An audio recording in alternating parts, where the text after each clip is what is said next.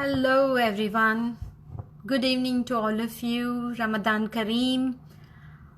Uh, this is my first Insta Live and I'm trying to figure it out, so many technicalities of it, but I know that I can get through all that and become very active here. So today I wanted to talk about transformation in our life, or transformations in our life, and we are going to elaborate more in various aspects of it and things like that.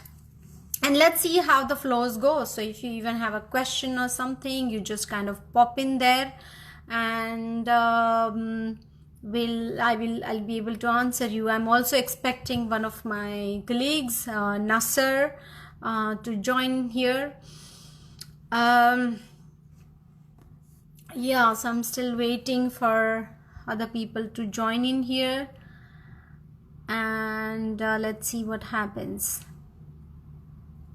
because we are all going through some difficult times in our life in this lockdown, and all kinds of misinformation flying around.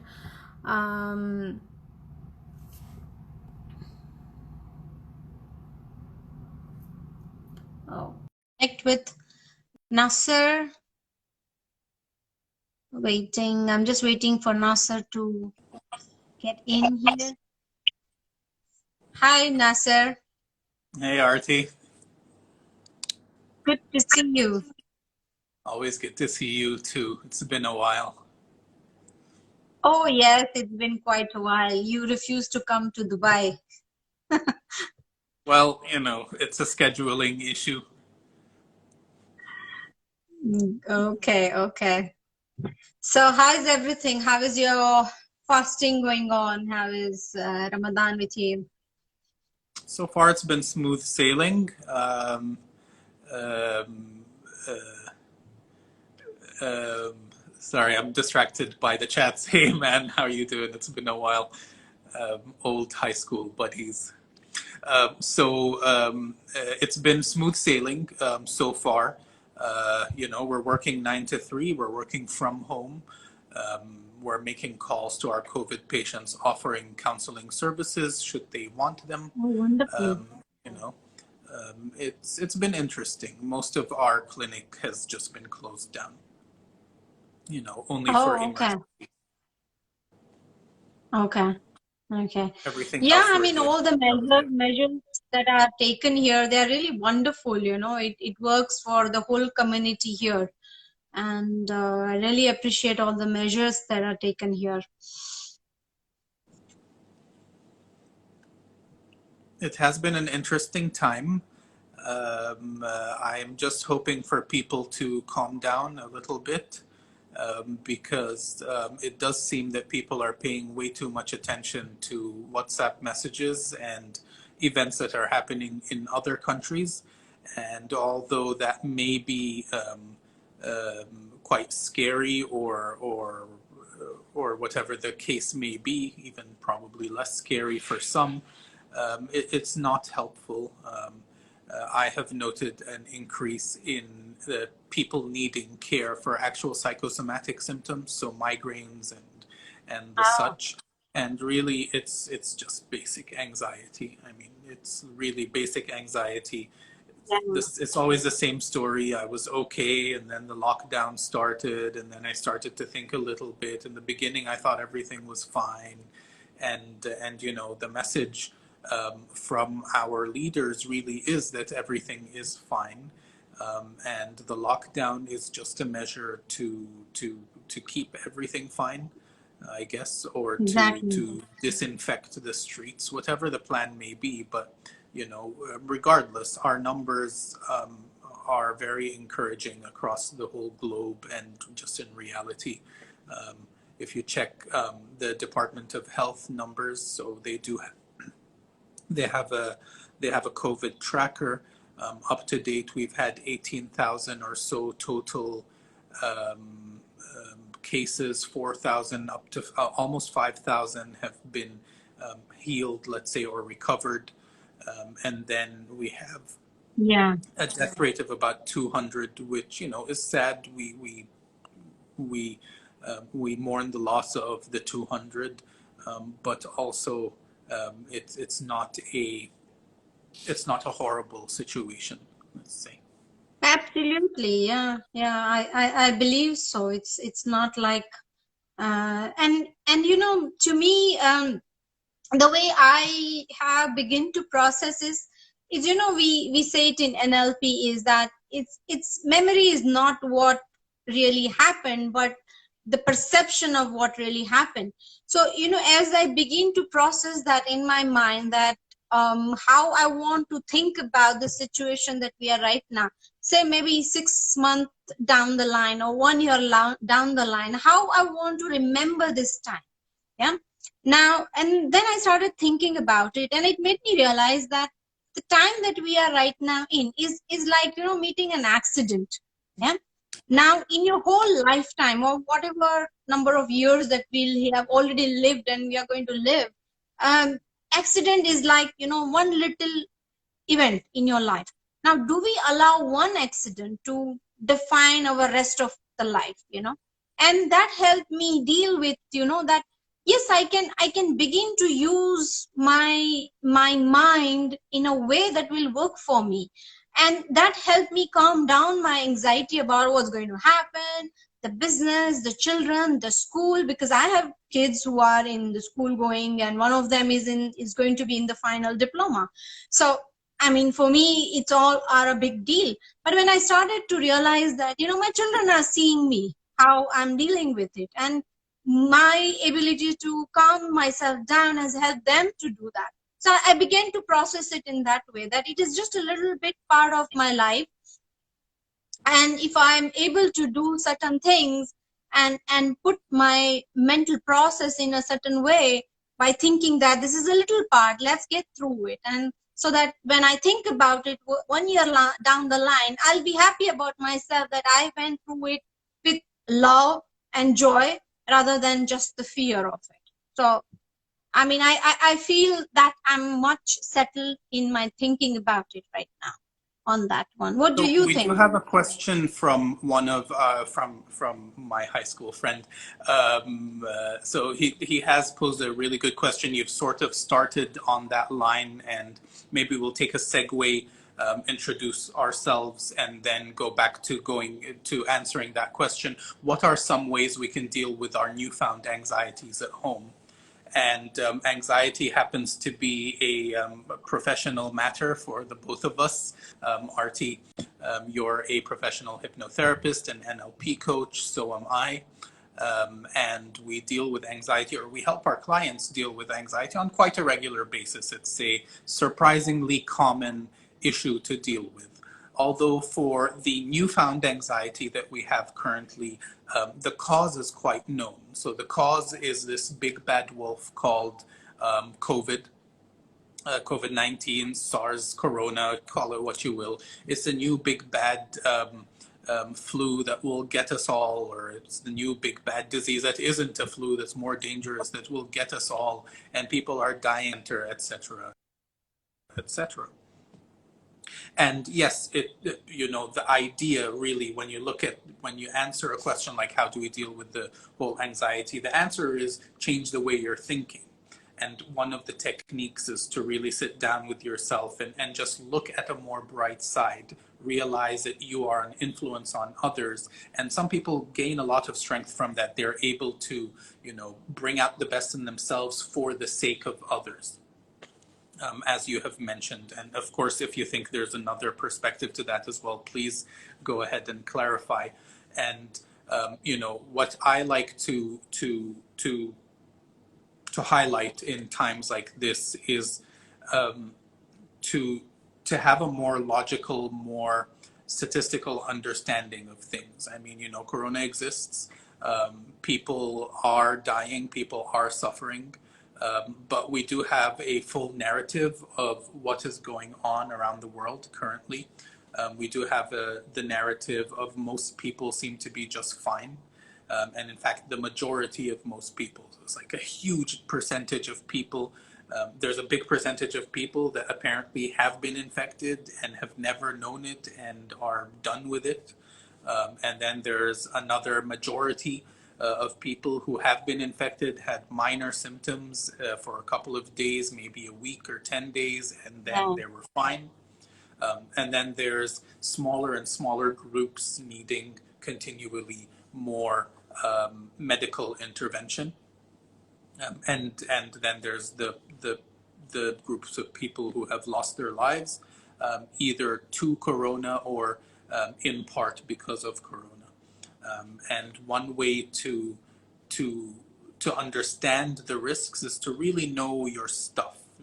To to just get into the scientific part of it, look at the numbers, look at the statistics, figure out which groups are at risk, and then just play it safe from that point onwards. Now, this is a risky game because a lot of the information out there is, end of the world kind of stuff.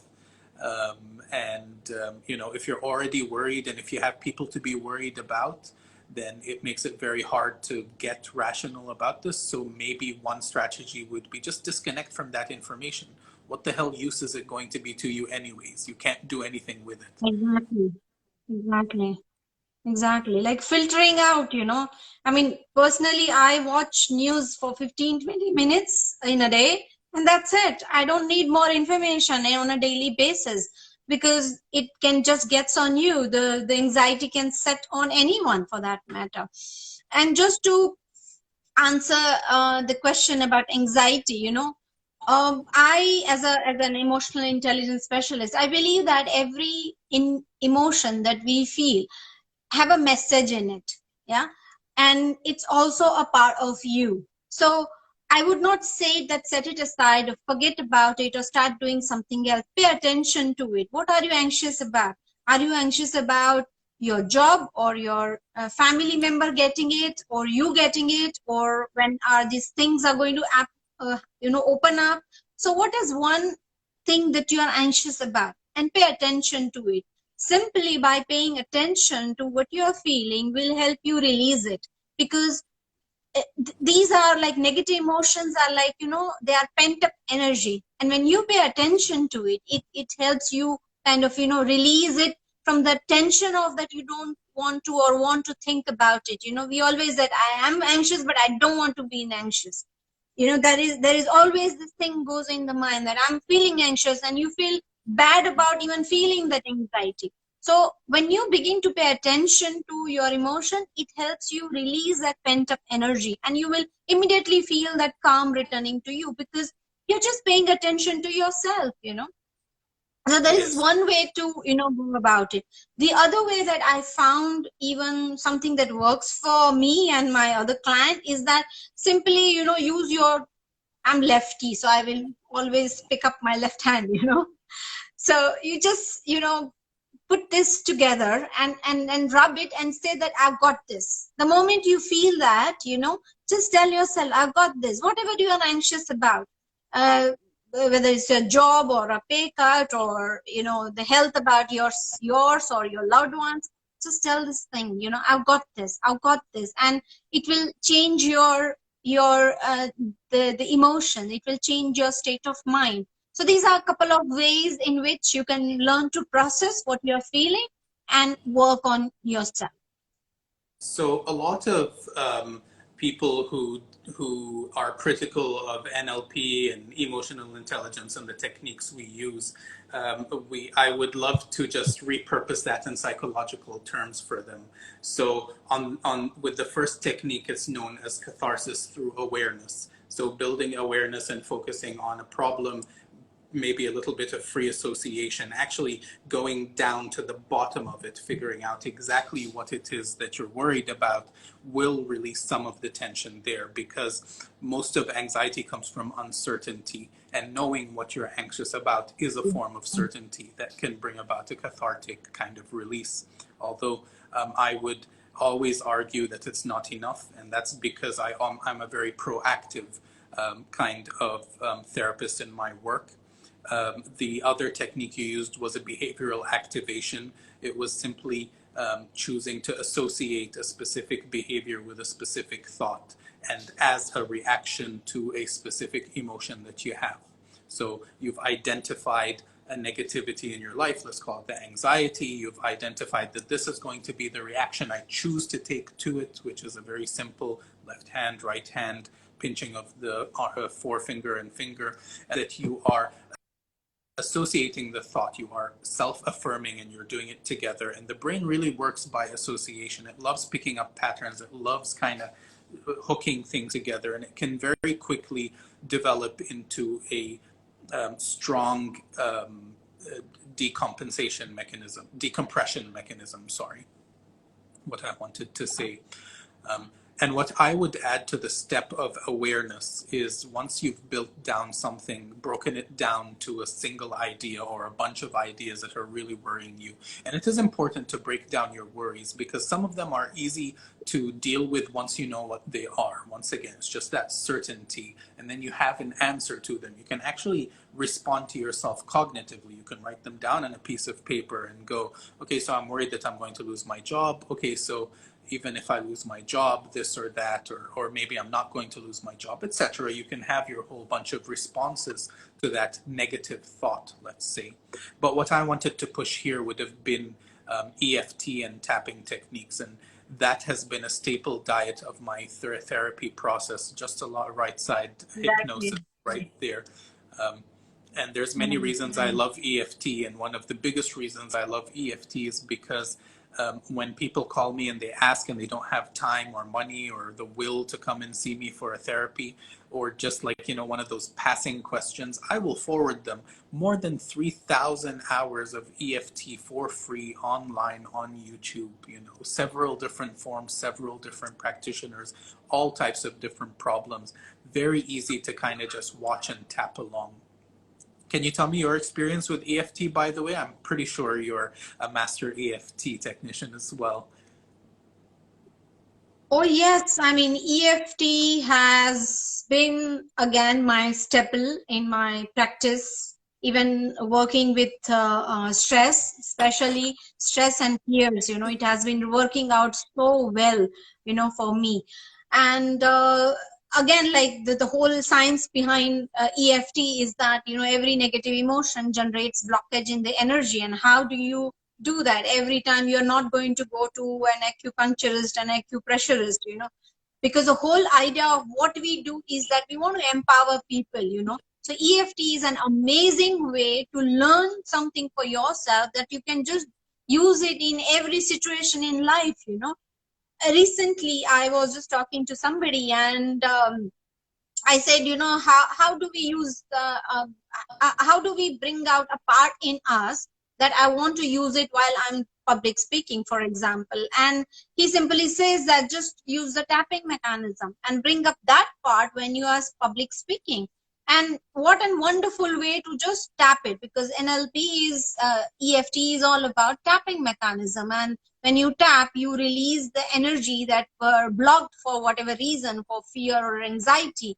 And now it is kind of, really opened up that channel, and the energy is moving freely, and you feel more energetic, and that negative emotions is already gone. So I have been using it for as long as I've been practicing, 7-8 years now with my clients. Some of them, even for the issues like they want to start working with us, but they don't want to, a part of them is not even sure about whether they want to get rid of, say, for example, quit smoking. That is because one of the toughest decisions that people make. And tapping on the two parts really helps them make a decision right there and that what they want to do. So I have had some amazing results with the tapping. Even for cravings, for example, since we are all at home nowadays, we see food everywhere whenever we go in the house, and we want to eat. I mean, especially, yes, for people who are fasting, it's a different thing altogether. But being at home and fasting, and the food being cooked, so just do the tapping, and you can deal with your food cravings, for that matter. So the EFT is just amazing tool for self-development, I would say that. Okay, Okay, so we have a question here from Balqis, who has mentioned that she works with staff members who won't see their families. I assume for a while they won't be seeing their families, and how to speak to them.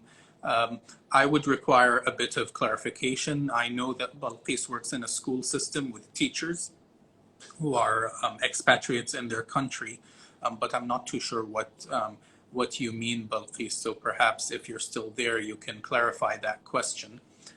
And we can get into it. But so I like your views of the tapping techniques, and as you said, yeah, tapping has been a very staple diet in my therapy, and it's because it's something I can teach people and something they can take home and they can work on themselves now. Funny enough, surprisingly enough, people aren't very willing to work on themselves most of the time. It's a rare and special person who will actually take any technique you give them and apply later, which is why I fall back on hypnosis when it comes to in session. And that's because hypnosis is, to me, the most forgiving, do it wrong 9 times, get it right the 10th time, kind of, technique where it just flips a person and then suddenly they're out there and they're just doing things well in the way that they want to, of course. So we trained in hypnosis at about the same time with the same trainers. Tell me more about your journey as a hypnotist. What is hypnosis to you? And I'm sorry, this is looking like it's an interview. I'm a guest on your channel, but I'm always, you've had your own journey running your business in Dubai. It's been very different from how I've run my journey in Abu Dhabi. I'm just interested to know, Yeah. See, my journey started in the field of hypnosis almost some 8-9 years back, and I'll go a little bit back than that. Even from my childhood, I wanted to always do something that will help other people. And but I took a long detour before I finally came to this.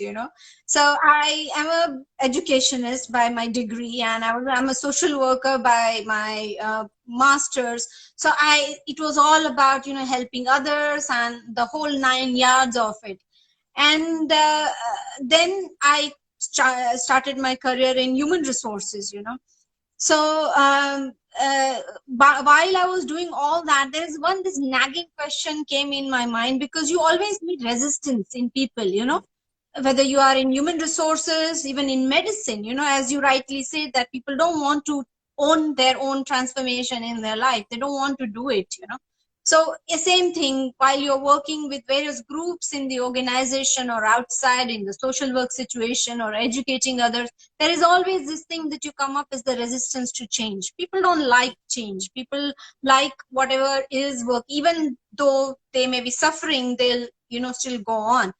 And I just happened to kind of come to Dubai, and I said, okay, let me just do this NLP program. And I attended one of the NLP program, and that was an aha moment, that yes, this is what I want to do it.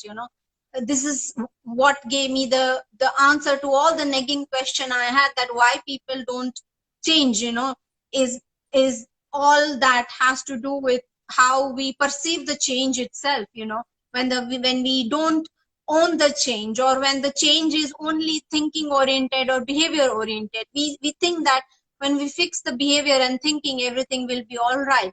And hypnosis gave me that third missing link there, in the puzzle, the jigsaw puzzle, that change will happen when you change the program. Like we all know that we are like computer program, we change one program to another program, and program just runs equally easy. So we are like the computer, and hypnosis gave me that access to change that computers that we all have, our subconscious mind.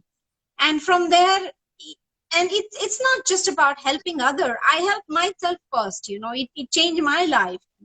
And I give the credit to my stars, my teachers, and my trainers that we learn from, to have this change. And since then, the life is a beautiful journey when when I see a client at the end of the session and they say, oh, okay, wonderful, you know, I felt I'm so happy I met you, and I have my day, my life, you know, based on their feedback. So hypnosis is a wonderful way to bring change in your life, because it changes your subconscious, the powerhouse of who we are. Okay. So Okay. yeah. Perhaps one of the best descriptions I've heard of the human being.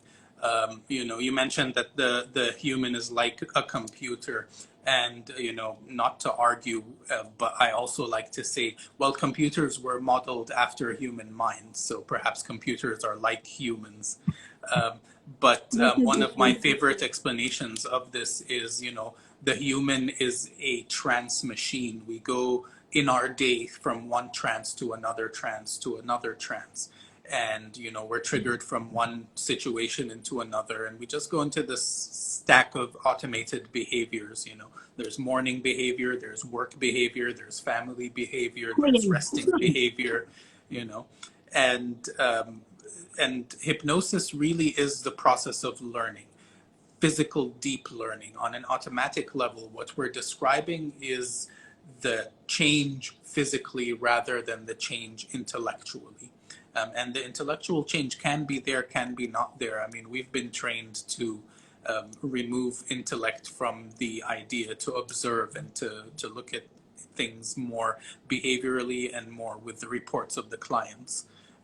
And I think we've had some really good training in hypnosis.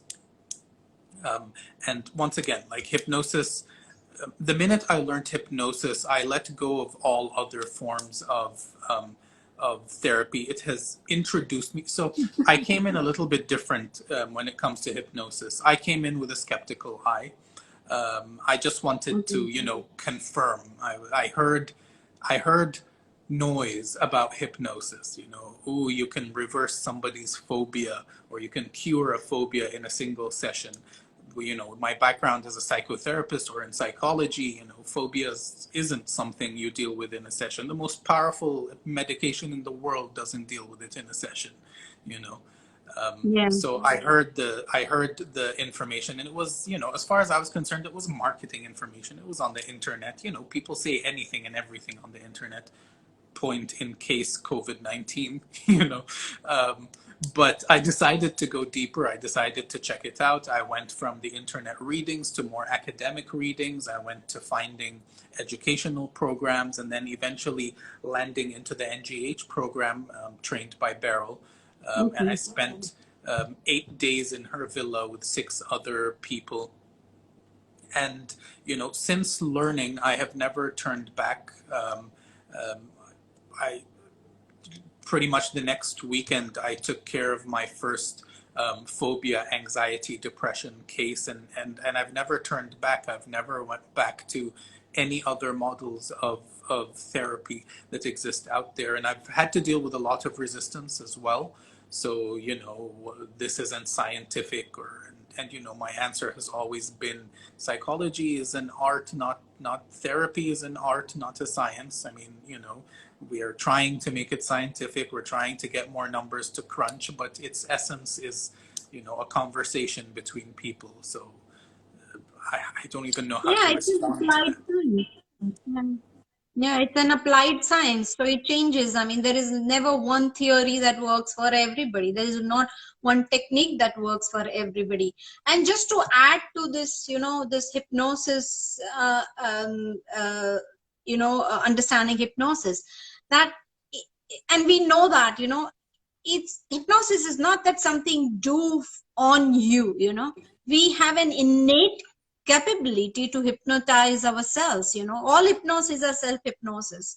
I mean, children under 7 are in hypnosis because we know about their, you know, brain wavelength and stuff like that, and that makes them in hypnosis. And what is hypnosis is basically, you know, you get rid of the resistance to change and access that one.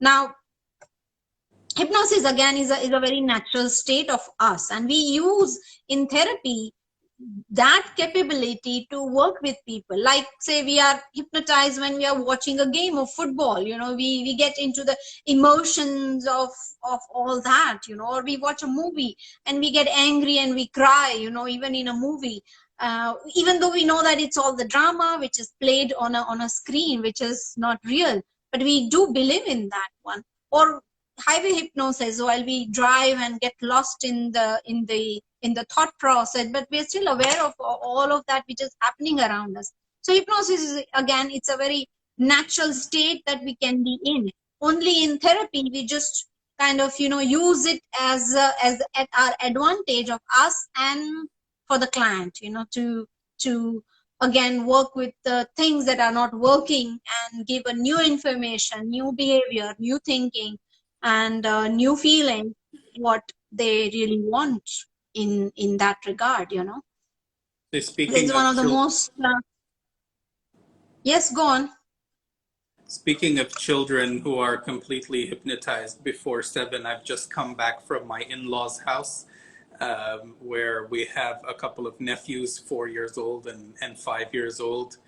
And there's all sorts of fun play that is going around. And, they are the Paw Patrol, or they are the different heroes that they watch, Catboy and Dog Boy, and and you watch them play and they're totally in it. And if you're just that kind of guy who I am, who will play along, and they suddenly have beams of laser coming out of their eyes, and all this fun little gaming and toying. And even one of the adults at the table was like, so this kid is running around making whizzing noises, whoosh, whoosh, whoosh. And my wife says, in his imagination, he's actually the Flash. He's actually whizzing around right now. And my response to that is, no, he is actually whizzing around. It's just our imagination that has him as a normal kid running around making whoosh, whoosh noises. Um, so hypnosis is a very, very natural state of mind. And it happens all the time. And all we do as hypnotists and hypnotherapists, as you said, is just take advantage of a system that already exists. Just take advantage of the user interface. And maybe the nomenclature hypnosis was unfortunate for the art and practice, perhaps.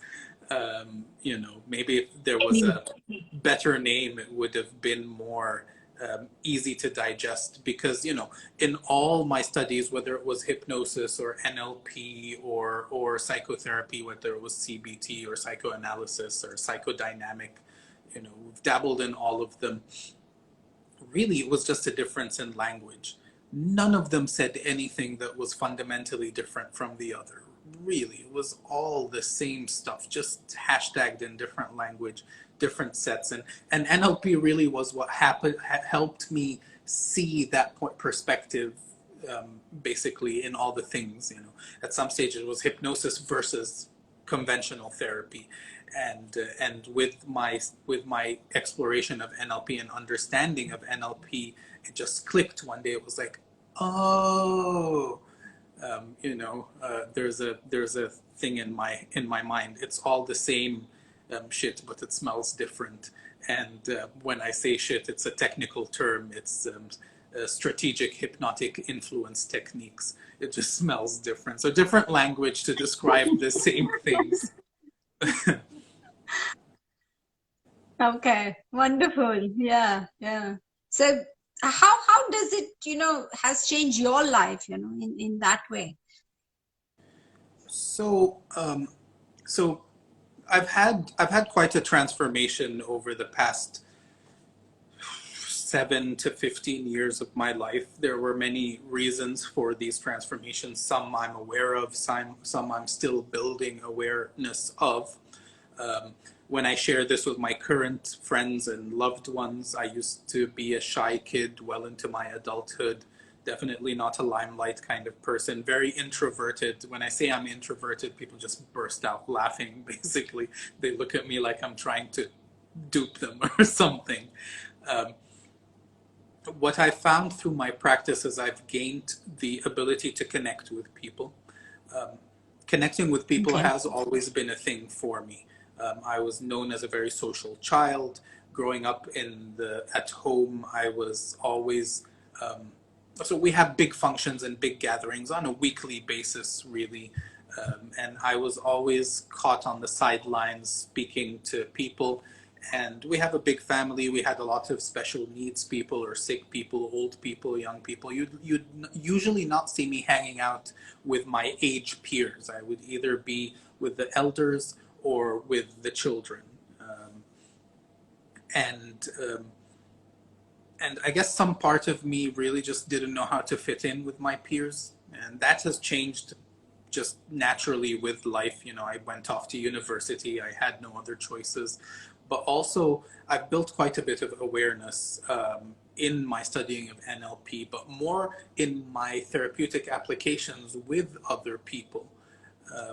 A lot of things that quote unquote sick or suffering people come with their sufferings, and I can connect, I understand, I see that story, I know it has happened to me, it's just my reaction was different to some degree or another. And that really has helped me evolve, you know, not always in good ways, according to who I'm talking to about it. Not everybody agrees with my positions in life, but it has taken me from Right. where I was. C'est la vie, you know. Another thing that I've learned throughout the years, let's say, and with the training, it's the results that matter. Theories don't mean diddly squat if there are no results behind them.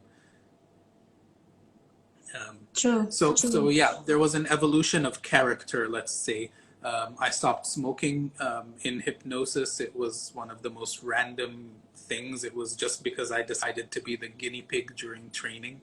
Beryl asked, "So who would like to try?" And I go, "Me." And she's like, "What do you want to do?" And I'm like, I don't know." She takes one sniff and she goes, "Oh, you're smoking, Nasa." I'm like, "Yes, I'm smoking." It's like, "Would you like to stop?" I'm like, "Sure." Why not? I really didn't want to, but I wanted to, like, it got me curious. Would it work? And it did, Yeah. you know, and a whole bunch of Wonderful. other things, you know. Yeah, yeah. So this is the thing, I was saying in the beginning, I think you were still joining at the same time that, you know, it, this is your life. This is our life. I just recently, heard somebody say that, this is your life. So you own it, you own it, and bring the self transformation as one of the goal in your life, one of the goals. We have goals for career, we have goals for so many things. Now if you go back to NLP again, we have this wheel of life, if you remember. Yep. We have different facets in it. You have career, we have family, we have career development or personal development, your friendship, your work life. So how do you balance that? So among all those facets of your life, if you bring in this whole perspective about transformation in your life, it is a lifelong process. Yeah, and there is nothing to be worried about or feeling that I haven't done good enough. It's about what you know today, you do the best of it, and then change from there, what you based on your aspiration and your goals. So transformation in life is, even for us, even as a therapist, we know that we are at a certain stage in our life, and even as a personal person and as a therapist, but we can do better as we kind of go along. So just like we have career goals, we all need to have the transformation goals in our life. And there are so many things that now available. You have self-help available, you have so many coaching tools that are available. You have a lot of NLP help available, or hypnosis, one of the shortest way to kind of change, yourself. So many things are available now, especially in the cities, in the urban areas that we really, live. So, I mean, I believe that it's a lifelong, process. And one way, I also teach I mean, certain, I also work with teenagers also a lot. I don't know, it just happened to be that way. And I teach them one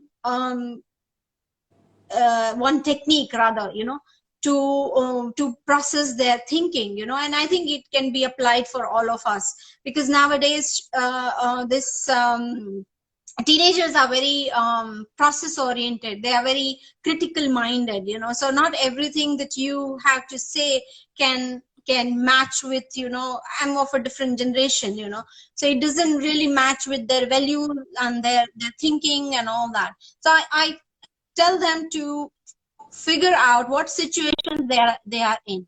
Yeah, from that situation they can create a map out of it and say what are the options within that situation, what they can do about it, whether it's their friendship related, or their love life related, or their education related, or their issues with their parents related. What is it that they are in that situation, what are their options, and with each option they have to figure out what are the consequences of it. So when they decided this is the way they want to go to, what are the consequences of it? So let them start thinking in that direction, and then is that what they are okay with? Whatever the consequences will be, are you okay with that? If not, what are the solutions for it? So when they start processing this at a conscious level, then you can combine that with the therapy that will go and have a program that will work for them. And this is what I call it as a life transformation process, that it has to happen as your needs and aspirations are there right now. So I like the proactive mindset that you have started with, and you know, um, a lot of people live in a reactive mindset. And in your childhood and throughout teenagehood, that's usually, a natural state of being to some degree. And it is expected in adulthood, you are responsible, you become responsible. You hear this all the time. And it never really struck me until well into doing this work. There are two types of people who come in. And this goes back to a theory of locus of control. And you either believe that your locus of control is internal, meaning you control what happens in your life, or you believe it's external. And of course, this is a spectrum sort of thing. Nobody's absolute on any point. But one of the lessons that I've had to teach so many people is if it's out of your control, then there's no point complaining about it. There's no point dealing with it because you have no power over it. I mean, maybe complaining about it in a listening ear will help you out a little bit, but the idea is get it out of your mind. It's not worth thinking about. Just do. If it's out of your control, then you play along with its rules. That's it. There's no ifs, ands, or buts. If this is not under your control, you do what it dictates to you. Let's focus on things that you actually have control over. And to be empowering people like this is not easy. It's not saying that it's simple. It's not saying that it's a single, straight line towards although it can be, it actually can be. A lot of the times what we do is we do a bit of willful blindness. It's just that comfort zone that we're in. It's just that program that's already set in. And it makes a tiny step in any direction seem like a mountain to cross. But as soon as you've crossed it, you look back and you're like, oh, is that what I've been worried about for X amount of time, and that is a realization that happens quite often in my work. After you've gone through the obstacle, you're like, oh wow, was that it? And sometimes it's not in a very satisfied sense. Sometimes it's more like, wow, that was it. Oh my God, why did I do this to myself, etc., etc. Another issue to deal with, another repurposing of thinking to do. But it really is about locus of control. And, if you don't take control of your life, somebody else will take control of it. And, that might be favorable to you. Some people will tell you that your parents are the people who love you most than everybody in this universe, and they'll always do what's good for you. I do believe that. I think they will do what they believe is good for you. That's not the same as what is good for you. You need to step in and take the reins. It's your life. You got to live it. Responsibility literally means that you will be asked about it. There's nobody else that will be asked about your life. Ain't nobody coming in and saying, hey, why is Arti poor? If Arti is poor, we ask Arti, why are you poor? Nasser, why are you fat? We ask Nasser why he's fat. We don't ask his mother. We don't ask his children. We don't ask his friends. And that's an important thing. It's like people spend too much time worrying about things they already believe they have no control over, and usually they're Yeah. wrong. And Usually that they're gives wrong. them frustration. Absolutely. And that gives them Usually, frustration because it's constant feeling of not having control over other people or situations, so that leads to frustration as such.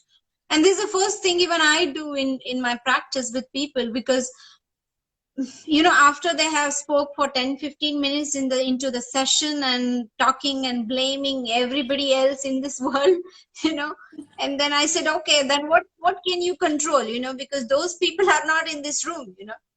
I mean, what do you want to do? I mean, they're not here. If they were here, I would help them, but they're not here. You are here, so let's focus on you. And then they begin to see that the life, as you said, locus of control, it's what you can control, you can change. So either it's your thinking or feeling or your acting or your behavior, whatever it is that needs to change, it's only in your control. And it's even the other way around. Sometimes it's like people get into so much of what others think and believe that they are in other way, they are controlled by those people. As you said, that you want the control inside yourself or outside, but they believe that they want to control, but they are being controlled in other way, just because they have this whole idea about what others are doing. So this is a wonderful aspect you brought up, and thanks for that. So yeah, it was really wonderful talking to you, Nasser. And I think we should do this more. It brings out, I think, the best in us, in some way. So do you have anything to add to your I want to viewers? You check want to out give the them questions if we had any, so I'll just roll up. Are you getting these comments as well? I can see some, I can't see many. Okay, so we've had a request for some laughter yoga, and I'll ask you for permission to end our 10 minutes with maybe an exercise or two to lift up the mood, let's say. And And let's go ahead. also, Yeah. I'll put in a request as well to remind you, once you end this video, make sure to save it, please. So there's a separate button to save it. You might use your daughter's tech knowledge for that, but just so first save it and then share it, because I would like a copy of this to share as well. Sure. So have you had any experience with laughter yoga, Arti? Yes, I have recently had an experience while I was giving some parenting tip to special needs children's parents. So I had a laughter session there. It was good. I mean, I was immediately energized. So let's see what you have to do today. All right, fantastic. So for our watchers, some of you have already done some laughter yoga with me. The idea in laughter yoga is we laugh for the health benefits and the social benefits and the psychological benefits. It brings together laughter, childlike playfulness, and deep breathing exercises. Okay? So to start out with the deep breathing exercises, just kind of put your arms out in front of you. And as you breathe in, bring your arms in and hold.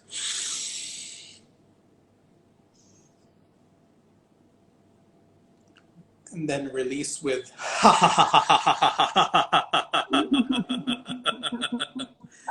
Very good. Take a nice deep breath in. Hold.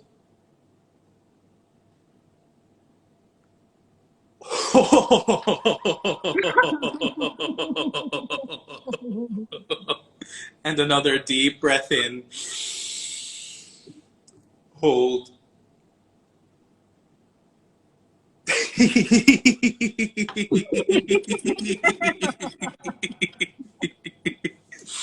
Fantastic. We're going to use a little childlike playfulness to segue between exercises. This is what it looks like. Very good, very good, yay.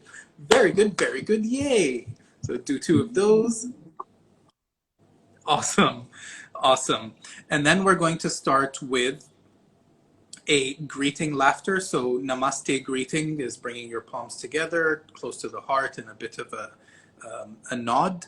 And of course, instead of talking, you just look into the camera and laugh.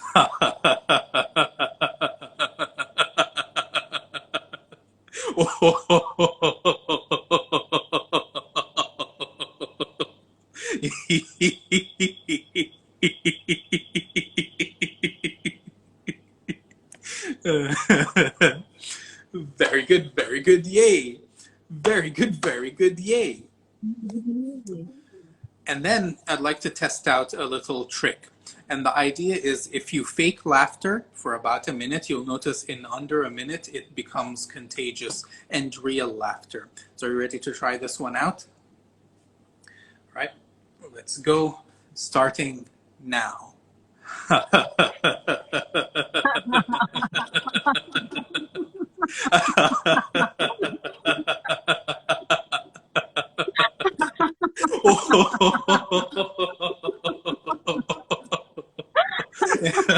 laughing at you.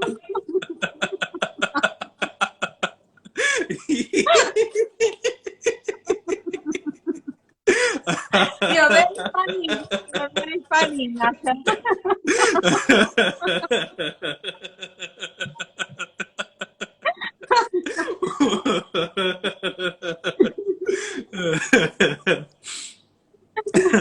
Thanks, I do my best.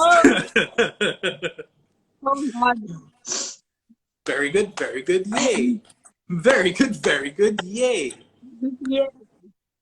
The idea in laughter yoga is really simple. We get together. It's a safe space to laugh, to enjoy ourselves. We laugh with each other, not at each other. The exercises can be a whole bunch of different exercises, different ideas behind them. Thank you for having me on your channel. Thank you for the wonderful conversation, and hoping to have many more in the future. Yes, wonderful. Thank you for joining me today, Nasser, and see you very soon. It was an absolute pleasure. Bye. See you soon. Bye.